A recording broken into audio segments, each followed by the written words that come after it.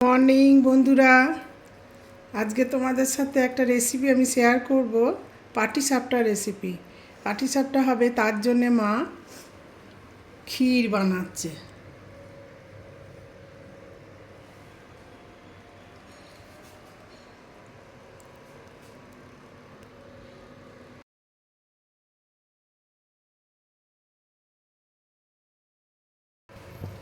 ক্ষীরটা হয়ে গেছে, এবারে আমি এই ক্ষীরের মধ্যে নারকেলটা কুড়িয়ে এই ক্ষীরটার মধ্যে দিলাম। পাটিসাপটার এটা পুর হবে,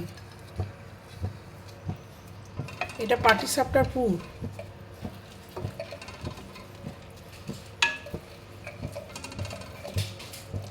এটা একটু টাইট করে পুরটা করতে হবে, বানাতে হবে।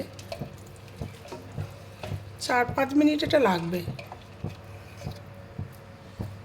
এটা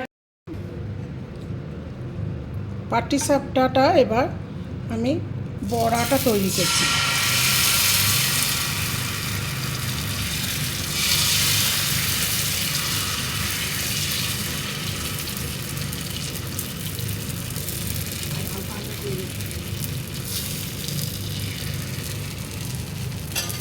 এটা হবে, এই যে কিছু বানিয়ে রেখে দিয়েছি, আর এই যে পাটিসাপটার পুরটাও রেডি। এটা এর মধ্যে দিয়ে আমি মুড়ব।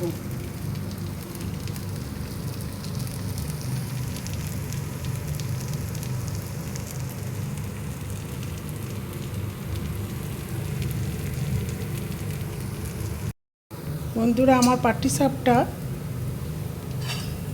বড়াটা হয়ে গেছে। আমি এবার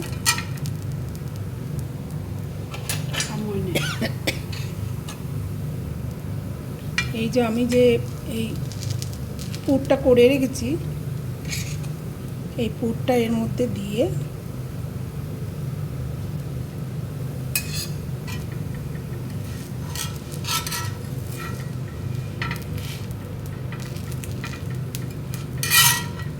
এর মধ্যে দিয়ে এটা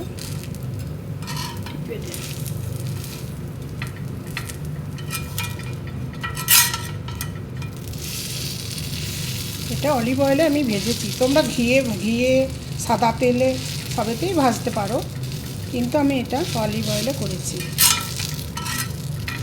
এটা আমার হয়ে গেছে।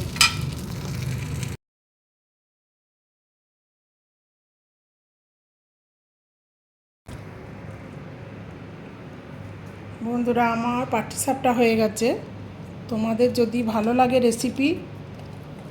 রেসিপিটা দেখবে, শেয়ার করবে, কমেন্ট করবে। আজ তাহলে রাখি, টাটা।